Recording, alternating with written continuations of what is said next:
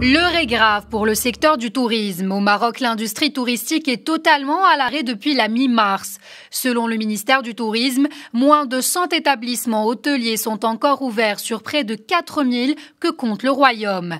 Les professionnels du secteur ne s'attendent pas à un redémarrage avant décembre prochain. Autant dire que 2020 pourrait être synonyme d'année blanche pour ce secteur vital de l'économie nationale. Aucune visibilité non plus sur l'année prochaine. Pour la Confédération nationale du tourisme, ce n'est qu'en 2023 que l'activité pourrait retrouver son niveau de 2019. La CNT anticipe déjà une perte en devises de 138 milliards de dirhams sur 3 ans. Et les conséquences se font déjà sentir, d'autant plus que l'arrêt de l'activité touristique impacte toute la chaîne de valeur du secteur, notamment le transport touristique, les agences de voyage ou encore les guides. Pour éviter une faillite totale, les acteurs nationaux du tourisme appellent à la mise en place d'un dispositif proactif spécifique qui s'articule autour de 3 points.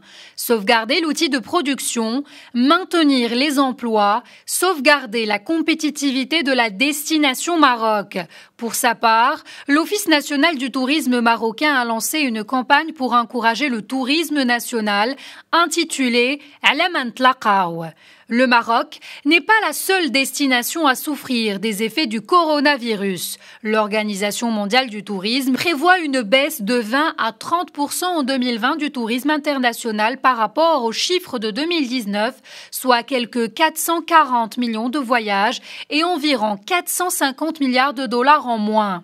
D'après les estimations de l'OCDE, l'impact sur les revenus à l'échelle mondiale en 2020 serait de moins 45% et pourrait aller jusqu'à moins 70% si l'arrêt d'activité était prolongé jusqu'en septembre.